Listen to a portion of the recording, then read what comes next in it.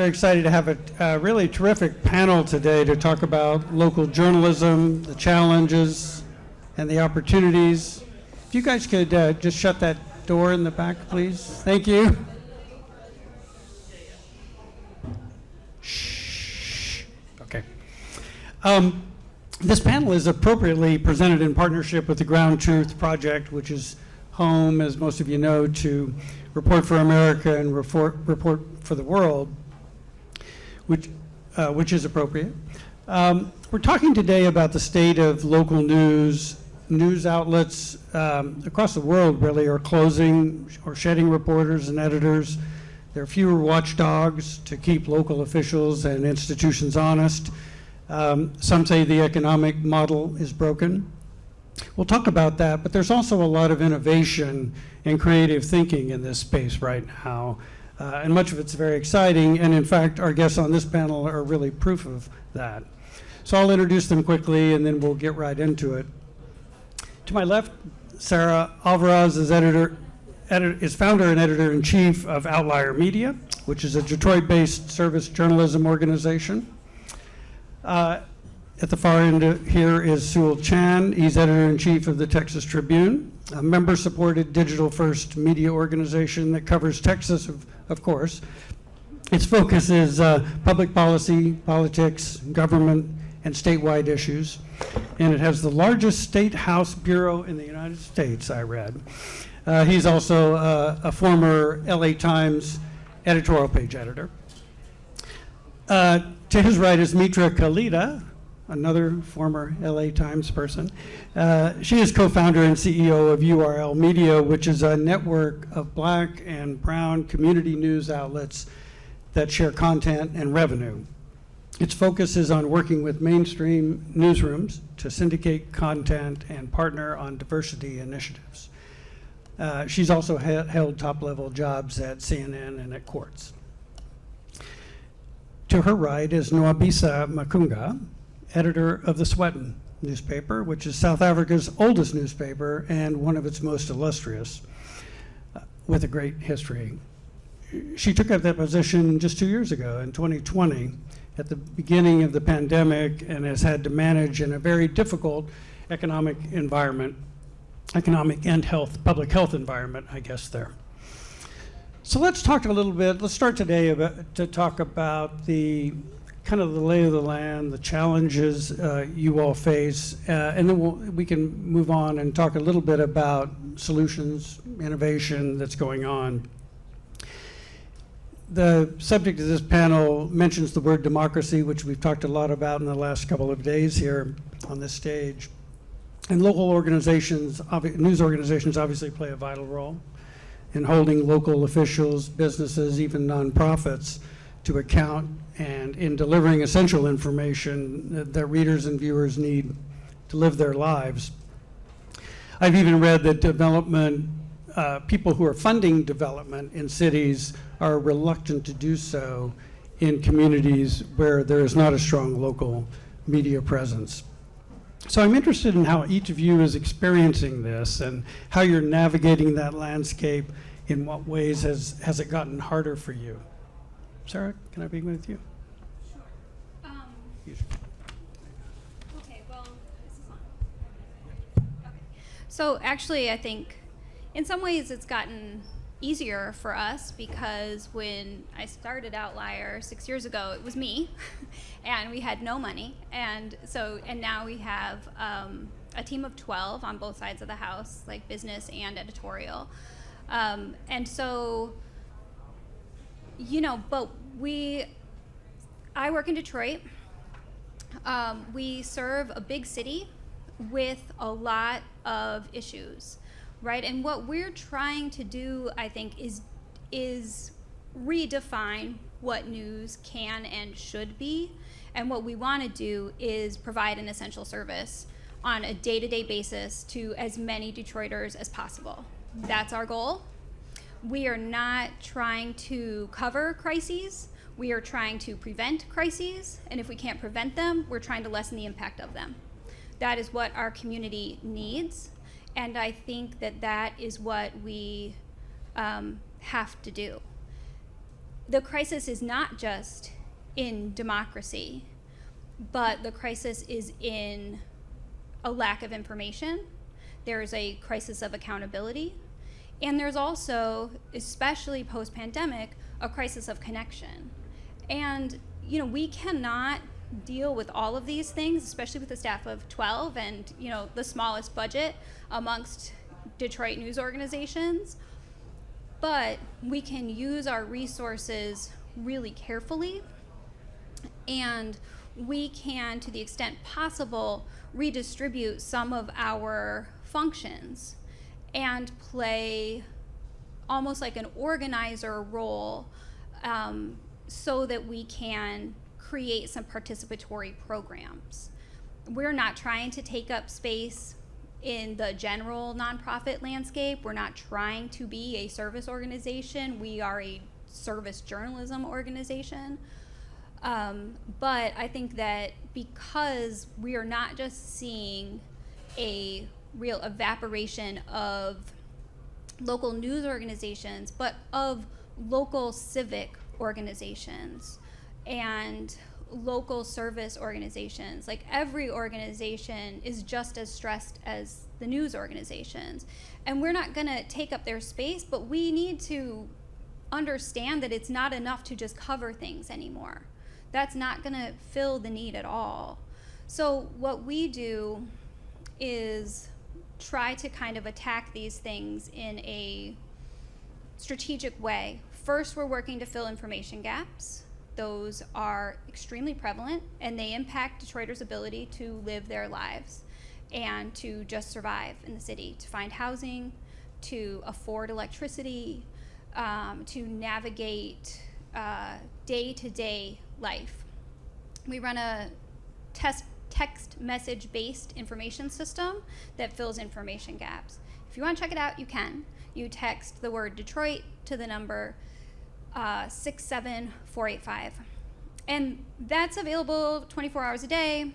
It's not like links to articles. It is a menu-based service where you can get information that you need to make decisions about if this person doesn't really own your house, maybe you shouldn't pay them rent, right? We trust Detroiters to make decisions for themselves. We understand that they don't have the information to do that because that is how people can make money off them.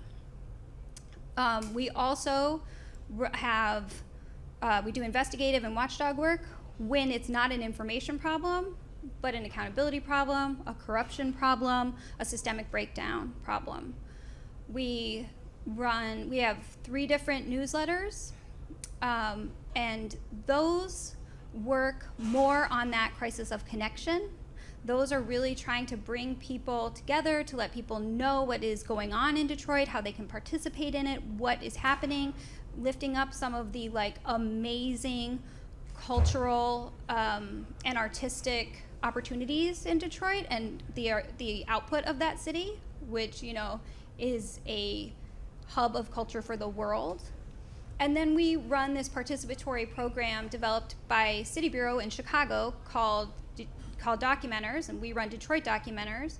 We have more than 300 people who we have trained and we pay to cover city and county meetings.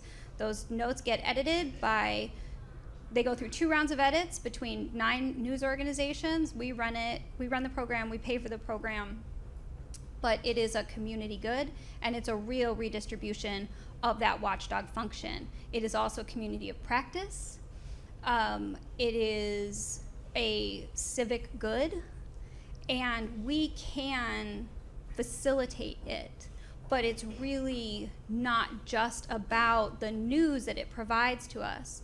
It is really about the kind of benefit that it can create for the city and for the Detroit Documenters. So that's what we do day to day. We're really trying to have an impact in a big way. It's, I think, scary for nonprofit newsrooms to try to really take big swings, but there is we're in a crisis, folks. We gotta swing. And so we're trying to use our reported information, our reporting, these programs to like make Detroit better, to help Detroiters practice self-determination. And like, you know, Detroit has had 2 major dailies that have won, you know, Pulitzer Prizes, that have done all of these things. They've had them for 150 years, Detroit News and the Detroit Free Press. They both do amazing work, but Detroit is still the poorest city in the country, and that is reprehensible because they're not doing their job.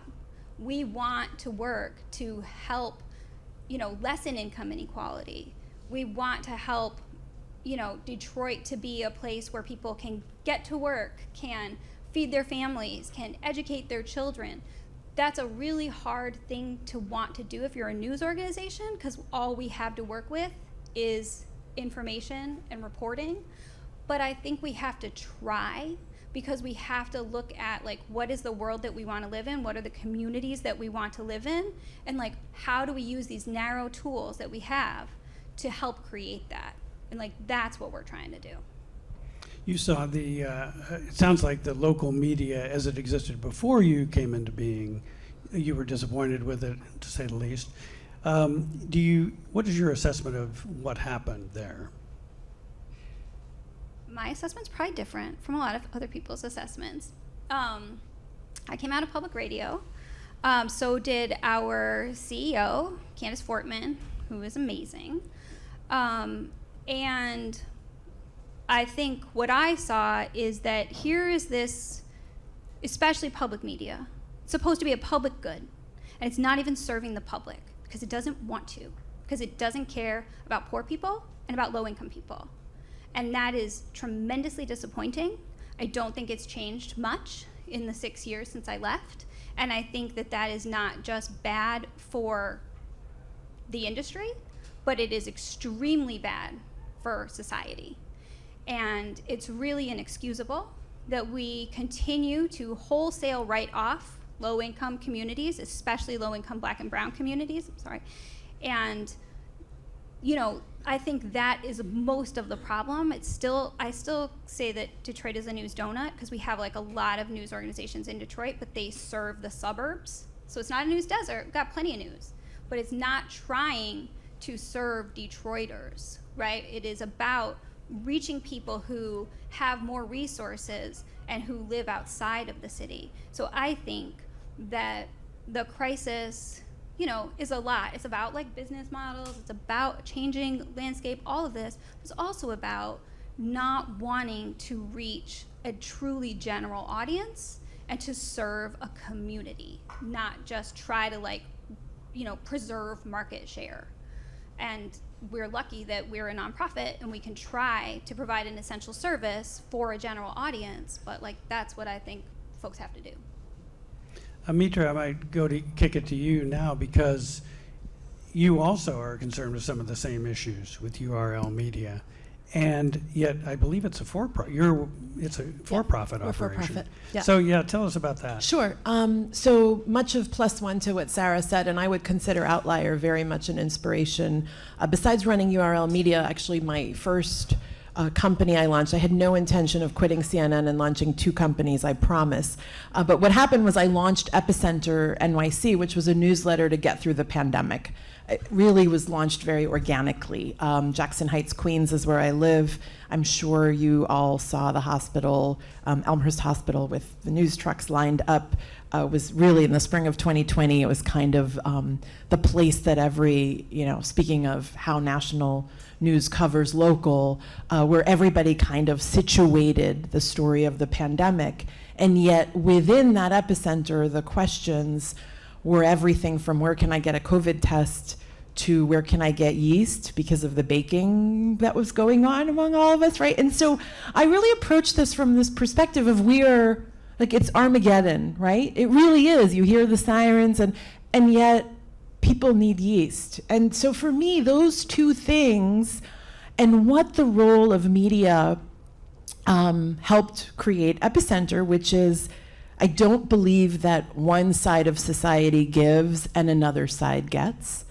I do believe that coverage of immigration and low-income people and poverty need not be from a lens of charity, but one of uplift, and also this sense of joy and escape need not only be something for rich people. And I say that coming out of a background where I worked at Scott rattled them off. I've had really great jobs in my career. I've tasted a level of wealth creation in my own life that felt impossible for what my parents came here to achieve. Like, just being employed was enough. And so those of us who've tasted any semblance of making it, I think, have two choices. One is to hoard that feeling. The second is to sort of shout about how we did it. And so for me, being and share it. Yeah, I do take Sewell out to dinner every now and then. So as the for-profit, no, I'm just kidding. And he does the same for me. So the for-profit construct is this belief that wealth creation is important to our communities. I do not believe you can separate that from social justice. And I have to say, like, initially when I launched Epicenter, it wasn't really, like, I was still at CNN, I didn't really know what the play was gonna be. And this for-profit construct allowed me to create a very diversified revenue model that I am so grateful for every day, because we have a mix of advertising, membership, city contracts around vaccines and monkeypox, and doing really intense and intentional messaging around some of the crises, but also kind of averting crises in the manner that Sarah talked about, really kind of helping people navigate resources. And then philanthropy, right? Ford Foundation and Borealis are among two of our funders. And so it allowed us to do that, but also the coverage, you know, it's okay for us to cover Beyonce or Broadway shows, or kind of the nature of commercial media is still important to me. It brings me a lot of joy. URL was born out of the frustration of being small on the internet. I'll be honest, this is where really it didn't intend to launch multiple companies, but those of us who work in community media know that feeling of covering people who want to be able to stay in their rentals or their apartments. But the story that surges on Facebook or Google search results or Twitter and goes viral is CNN's story about evictions, right?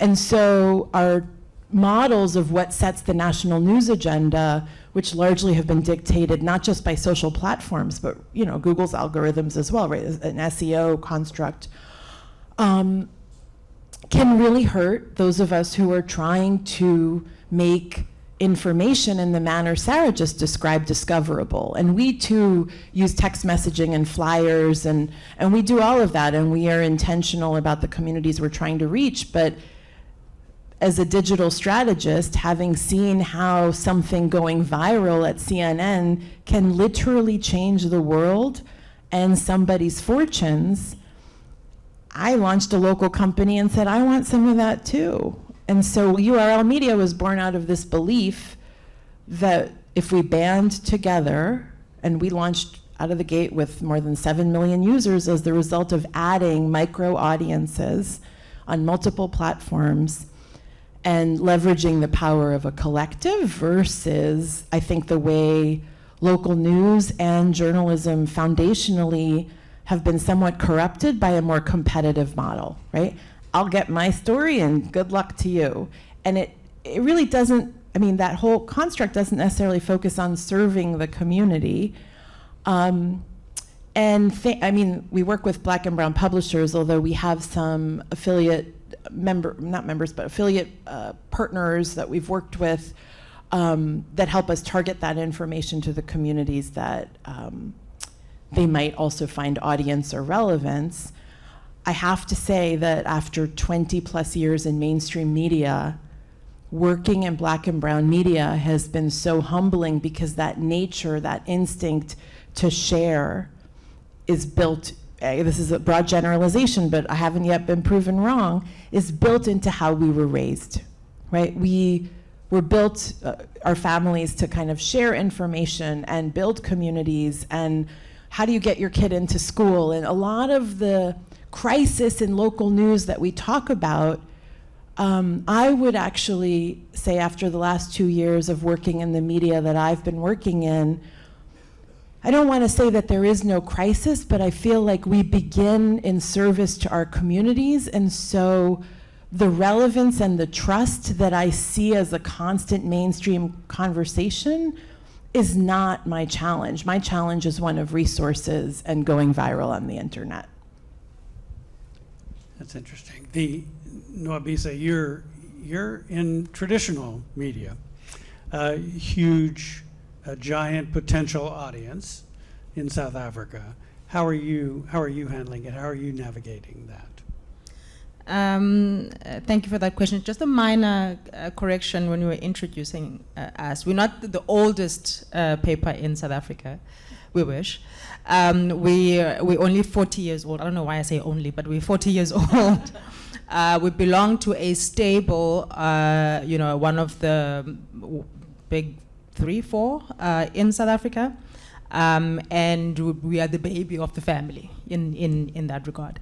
But very, very big audience. So just a quick, I introduced the Sowetan at an earlier panel, and if you've heard this, please just bear with me. I'll try and make it slightly different. But Sowetan, 40 years ago, a group of journalists got together and decided they needed to launch a publication that would really be opposed to as an anti-apartheid sort of platform, right? And it was very much an activist kind of platform, very much concentrated and formed to tell the stories of black communities in particular, right? At the time, I think the South African story is very well known. So it was very much about how do we empower people, give people a platform, how do we actually fight this regime and actually tell them what we want to tell them to their faces, type of thing. And of course, over the 4 decades, the newspaper grew. We are publishing, I think in 7 of the 9, we call them provinces, I think you guys call them states, 7 of the 9 states in South Africa, massive digital audience. Of course, we've gone through our own kind of challenges, And the interesting thing I think about the Sowetan is that it's a national publication, but which really focuses on local communities. And for me, I joined it just over 2.5 years ago. In fact, I joined it, because I'm so dramatic, I joined it literally on the day that the country was being shut down for lockdown. And I walk into a newsroom and I have to basically say, okay, what do we do? Where's the bathrooms and where's that kind of thing.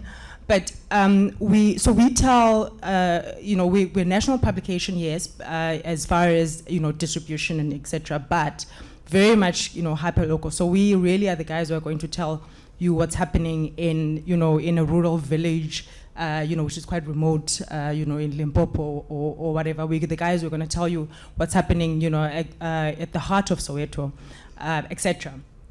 And one of the things I think we've had to kind of straddle in doing that is understanding that we need to tell these stories with an understanding that communities in South Africa, although they are different, but they're quite similar. The experiences of people is quite similar, and I think that's probably been one of our strengths, because people, whether something is happening in this community or that community, but people actually see their own experiences, are being told, and they're able to relate, and I think that's what we are able to do best.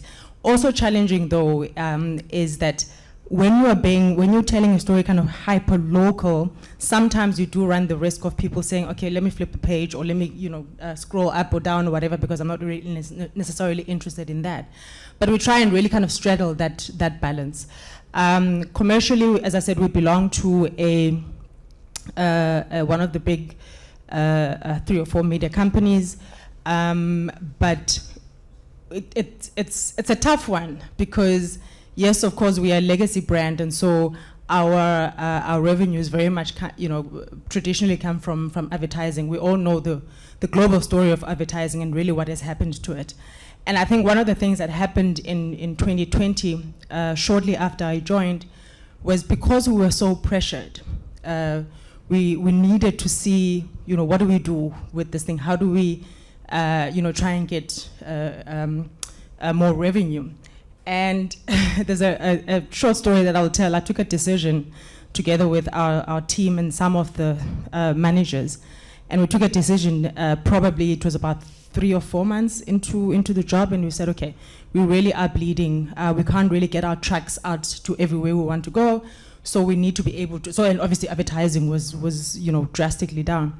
And we took a decision to say, okay, we're gonna put up a paywall, because what do you do when you're panicked and you can see that you're literally, heading for a dark hole? The first thing you think about, what I thought about was like, okay, let's put a paywall. And we kind of did a bit of research with our audience.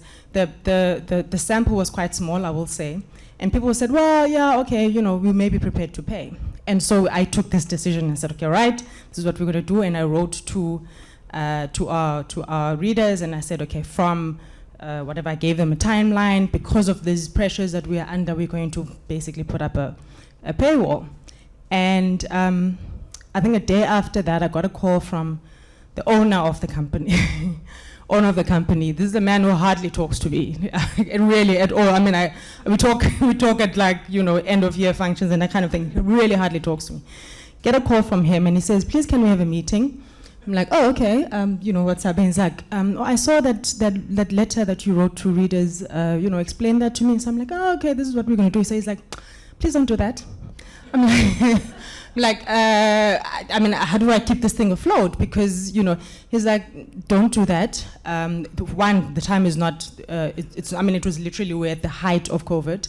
We were losing circulation. We couldn't really get our trucks out there. People were losing jobs.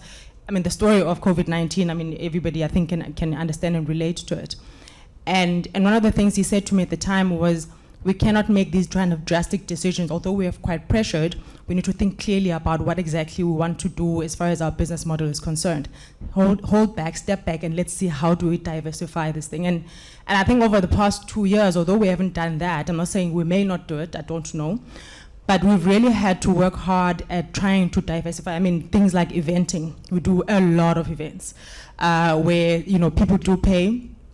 Some of them are, some of them will be sponsored and that kind of thing. The company in which we work, the commercial people are really working hard at trying to get, revenue to actually support the journalism.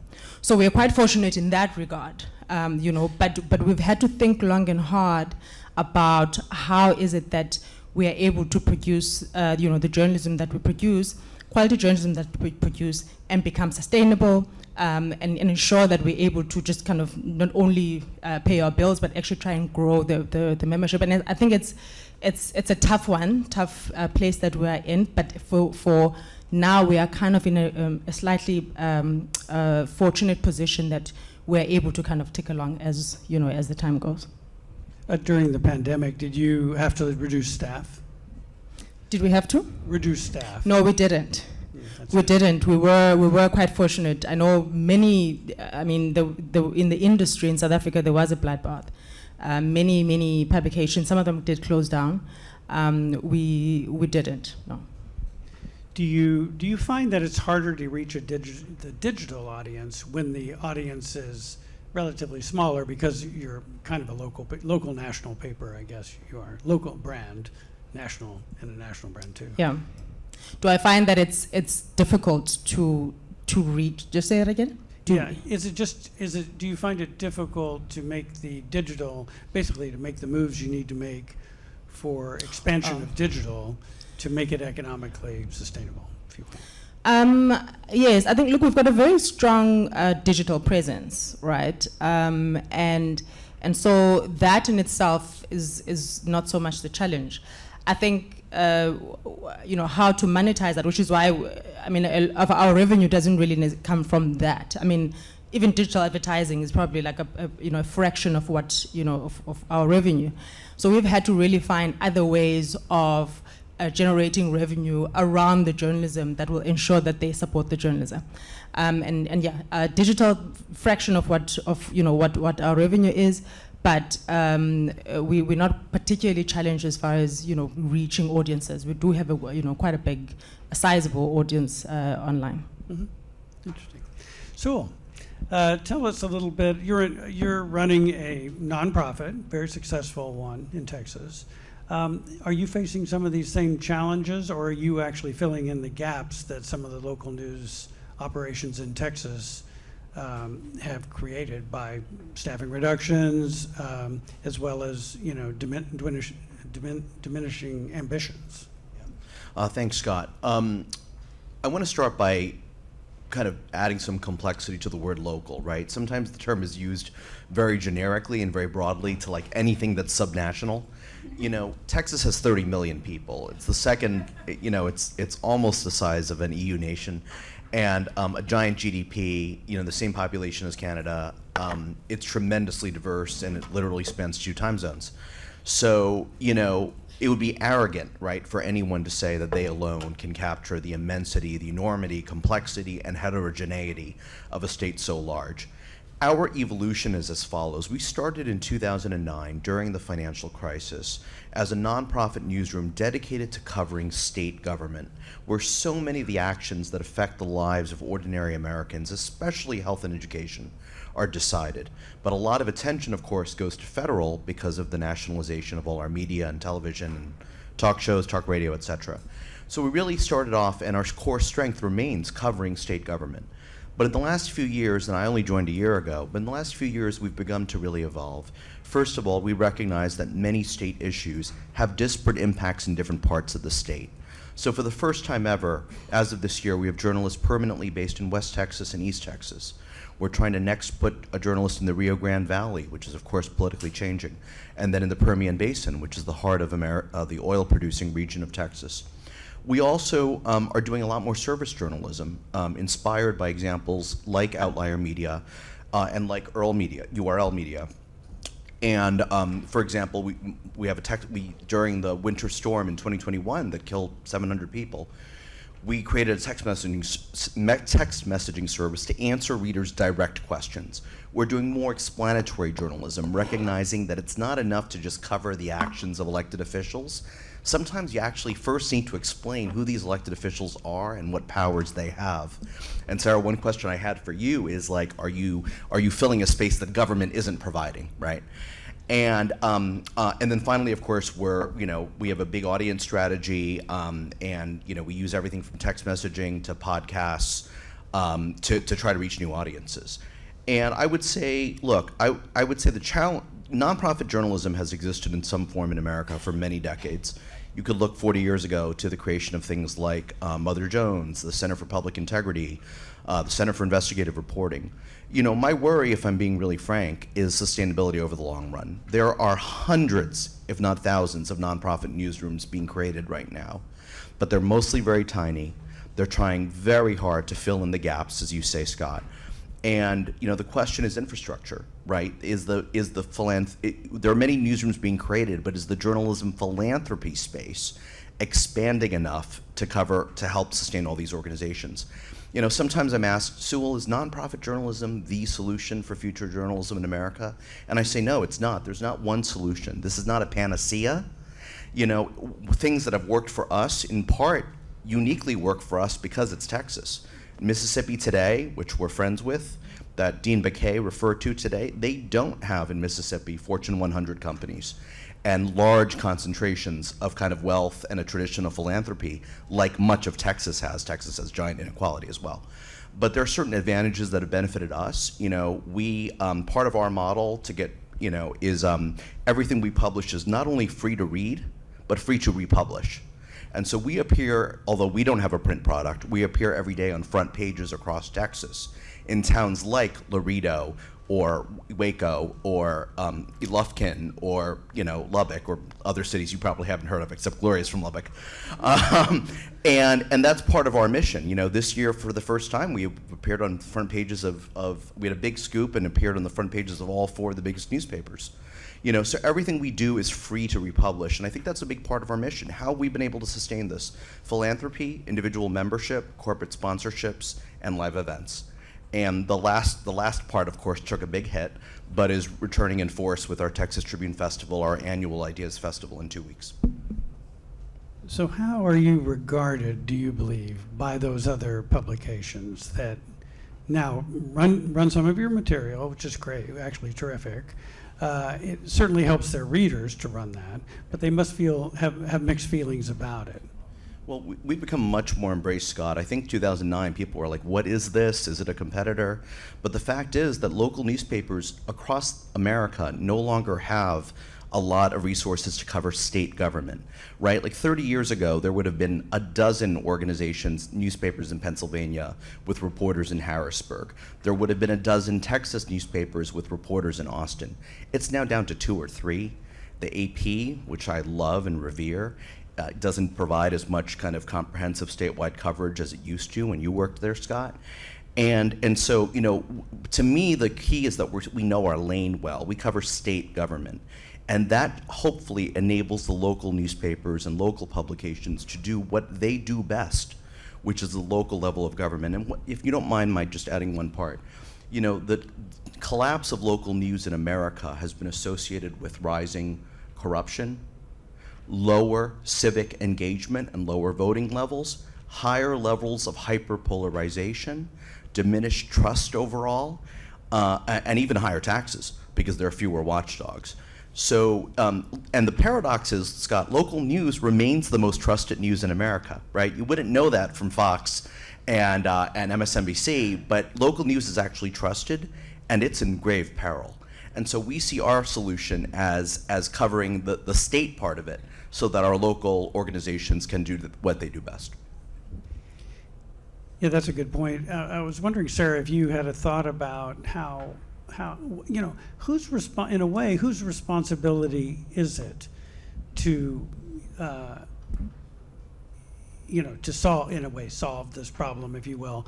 Is it, I mean, news organizations have to kind of bend and change in order to reach these audiences. It's not their fault. They're not reading us. Right. I think it's definitely our job. I think it's everybody's job. But I think that, you know, we, in all of our coverage, in all of our work, we really trust Detroiters. We trust them to act rationally and to act in their best interest. And we never blame Detroiters, right? We never blame our audience. It's always on us if we didn't do a good enough job, if we're not engaging people enough, if we're not working collaboratively enough to make it worth people's while. And we can't do everybody's job. We can't do, you know, government's job and try to increase civic engagement alone. But again, like, what is the world that we want to live in and what can we do? We can really try. And I do think in terms of for government, what we've made easier is participation. We've made participation in local meetings much easier. We've made that process much more transparent. We've made it much easier for officials to interact with people because they can use the documenters as a proxy because it's a really representative group of Detroiters. So I do think it's everybody's responsibility, but in terms of the change that needs to happen in local news, I think it's always on us, and I think that we're going to have to keep doing it. We are relentless in our information gathering, not just for stories, but about what's happening in the community and what the needs are, and we change our beats based on that. We would change our distribution system based on that. Like, we're being responsive, not just as a news organization, but as a model too, right? Because again, like, what we're trying to do is be an essential service, and so we have to shift in order to do that. Nwabisa, are you worried at all in South Africa that that philanthropic organizations might actually turn out to be competitors for you, and you have a responsibility to the bottom line? You may not always meet it, but it's always there. And of course, nonprofit journalism outfits do too. But do you see many green shoots of that happening in South Africa? Yeah, absolutely. I think that is happening, and do we see them as competition? I suppose It's really about, what news organizations that are funded in that way are able to produce. I mean, we've got some really excellent platforms in South Africa, which are funded, in some way or form through philanthropic, funders, but, and they really do some excellent journalism. So as and of course, getting those audiences, but I do think perhaps the slight advantage, and although minimal, is that we're trying to target different audiences, and we're trying to target different, kind of different communities, and we're doing something, slightly different. So they do mostly kind of investigative work, and excellent investigative work. And that's not necessarily our niche. We're not doing, investigative work. We're really doing very much community journalism. What is happening from a day to day, in your community? What are the kind of burning issues?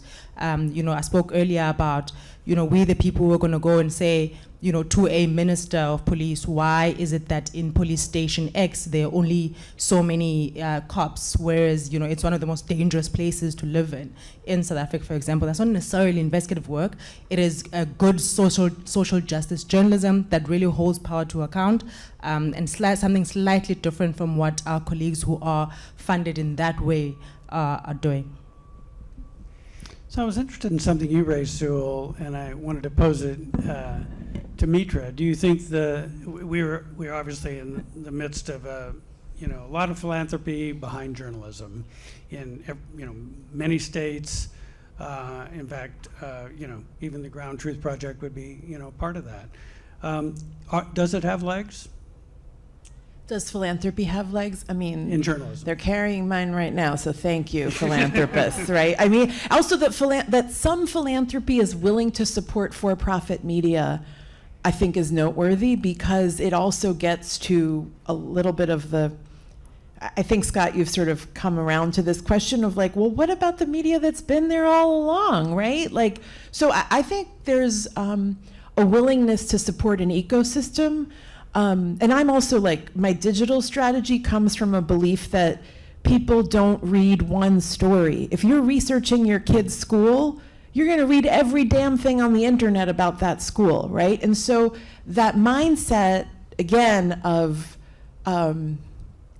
collaborative or not even redundancy, but that there can be more than one, I think is also a shift that philanthropy is definitely showing, right? They're, in many cases, and Texas is be among them, they're funding multiple projects in the same geography.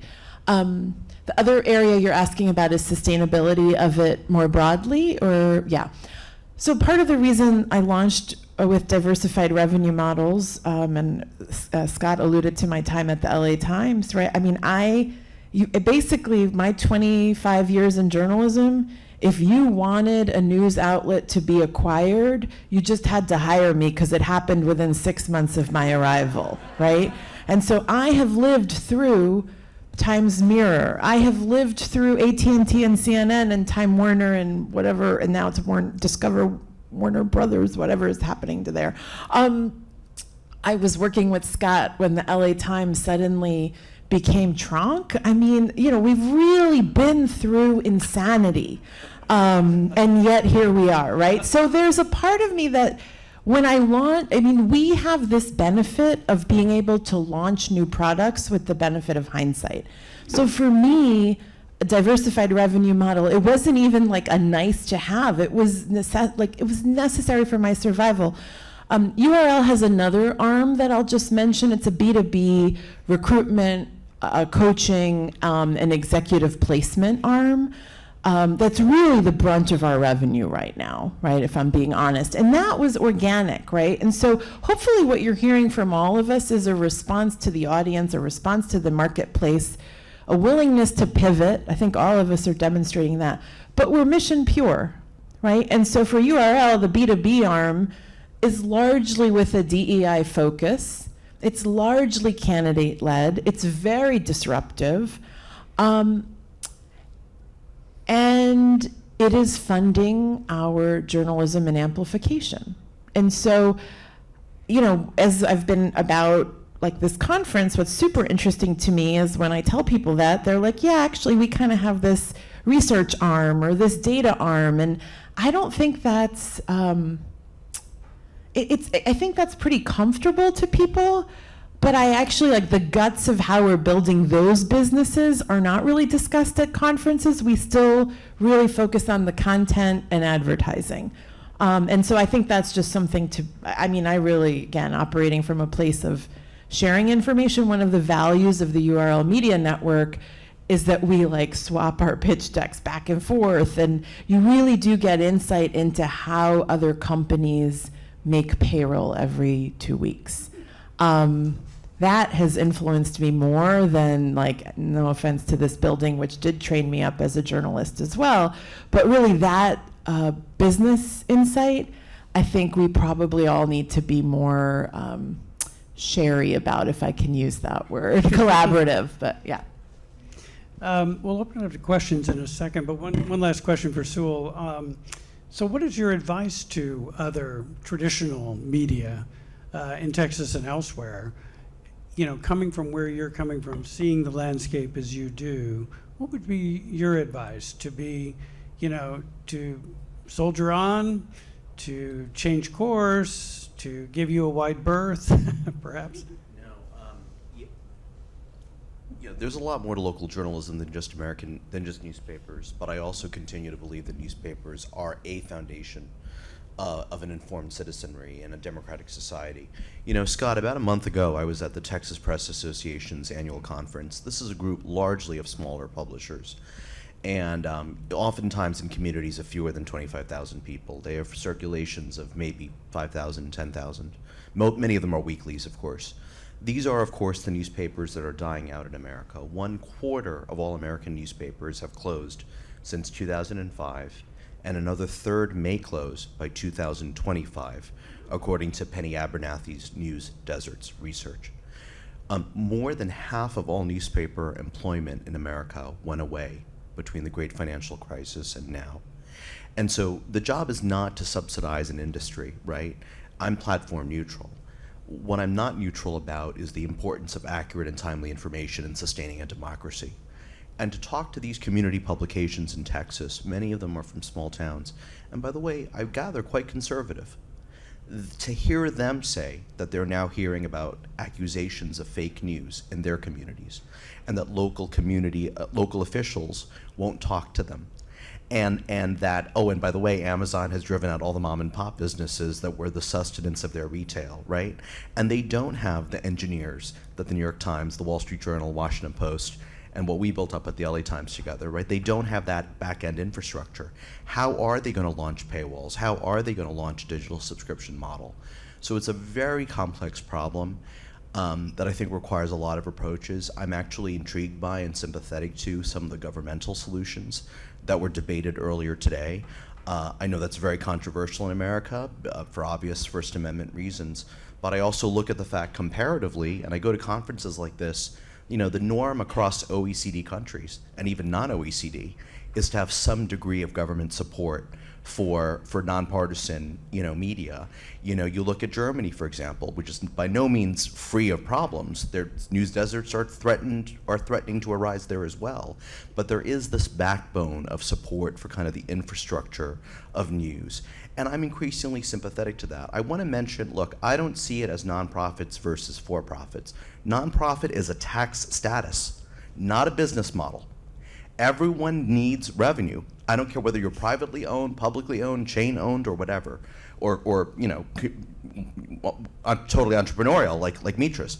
Where is he going with this? You know, you need a revenue model, and ultimately, I think everyone needs hopefully a diversified revenue model. But I also want to say, and I've been in this business as long as Mitra, we're about the same age. You know, if it's not advertising, then it's subscriptions. But there are the average number of digital news subscriptions in America is 2. So if the New York Times or the Wall Street Journal or LA Times is spot number 1, everybody else, local, the New Yorker, the Atlantic, is competing for spot number 2. So is that realistically going to save us? I'm not sure. I think that's where the jury is really out, Scott. What are the other means? Live events have worked for us. We, by the way, have a revenue lab that trains other newsrooms in the revenue practices that have worked for us. What we learn, we share. And I'm very, very proud of that. But there is no easy fix for this. And I think you need to look at what the tech platforms, the wealth that they've extracted, frankly, from journalism across the world. You need to look at what the EU, Canada, and Australia are doing, right? You need to look at the role of philanthropies. I mean, Tracy Powell right here is trying to raise $500 million for Black, brown, and people of color-led media in the US. Marina Walker, at the Pulitzer Center, funds vital work that would not be otherwise done. And so it's like an all-in kind of moment, not an either-or. Totally agree. Questions? Jackie over here, I think. Oh, sorry.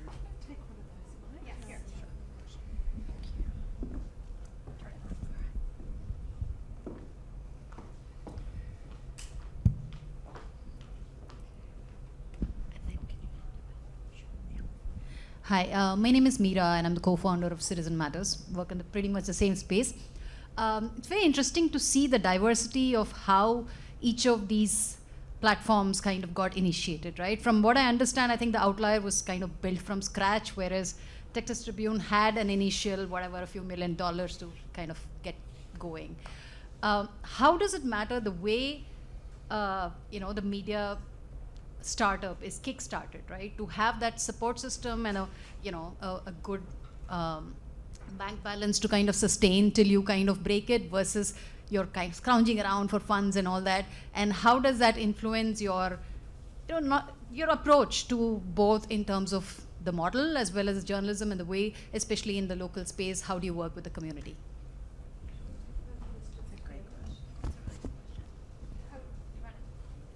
Do they want to answer first? Okay. I think, like has been set up here, we're kind of a reaction to what came before us and what we're trying to correct for. It would have been amazing to start with money.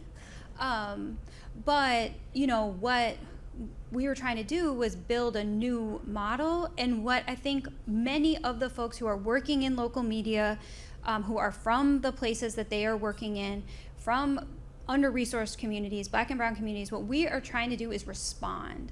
And so I think no matter what, whether or not we start with a runway or we don't, what we're trying to do is build something that is going to answer problems in the community. The amount of resources we have is going to just kind of let us know what we need to do first. And so for us, because we had no money, we built the model first, because that was the thing that it was like, if we can't keep this going, this model needs to be able to be adopted by somebody else who has more money, who can keep it going. I think it would be great for more places to have runway, especially from people who don't come from money, who can't raise from friends and family. We got that advice a lot, raise from friends and family. I'm like, whose family? Whose friends? Nobody's giving me any money. I think that you can correct for not having started with a lot of money, but what you're going to need in an ecosystem, and we have an ecosystem approach, is somebody who's going to be able to catch some of those folks when they burn out. And that's actually like what Outlier is starting to be, is like taking in smaller news organizations when those folks get tired of working on their own, when they can't make it happen anymore, when they need to be able to fundraise together and to consolidate some of the back office stuff. So I think you will see more mergers, more formalized partnerships in environments where somebody didn't get that startup capital, because we are going to need to see some consolidation and constriction, even as we're trying to repopulate this space.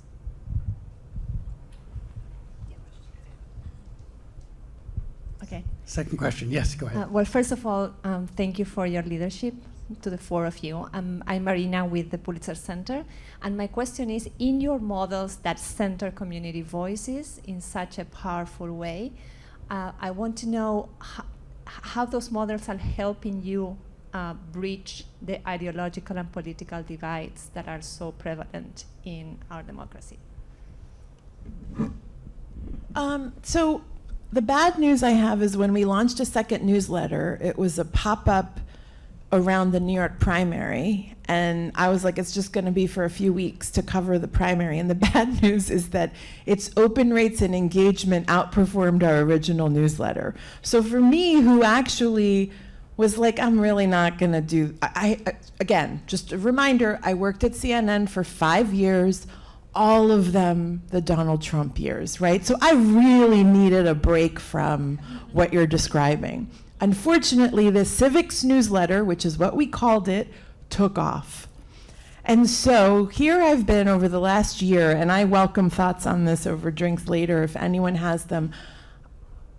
I really am still trying to find the right way to cover this. I want to be super kind of transparent about having not figured that out. What I've discovered over the last year that we've had this pop-up newsletter is that there's massive engagement and interest, which I didn't really know before.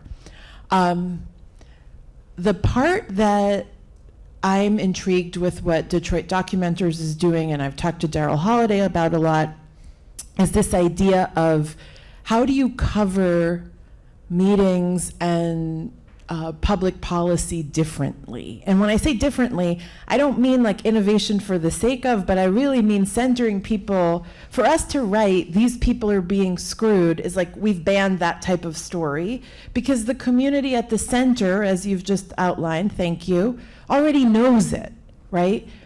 And so my challenge now is how do you cover government on behalf of a community as opposed to and I'm going to say something controversial, like I feel like everything we're doing is accountability journalism, but I don't believe in accountability journalism as a construct because I worry that it sets us up adversarially to the institutions we're covering versus acting on behalf of the people we are supposed to be not just covering, but representing. And so that's my big challenge. Like actually your timing is kind of perfect because this is where my brain has been. One thought we've had is to kind of take a version of Documenters and cover issues in a certain district in partnership with other organizations, potentially even in partnership with the very politicians that might have solutions, right? That might land really controversially among some of you, but we've kind of said there's no bad idea right now. You had a reaction. So you had one quick question before we round up. You've got 30 seconds, your soundbite. Yeah, what Mitra says is right. I think you have to look at the context, right? Detroit, Chicago, New York are obviously overwhelmingly Democratic jurisdictions. You know, we cover a state that is profoundly divided. It is conservative, and it's also true that President Biden got 46.5% of Texas's votes.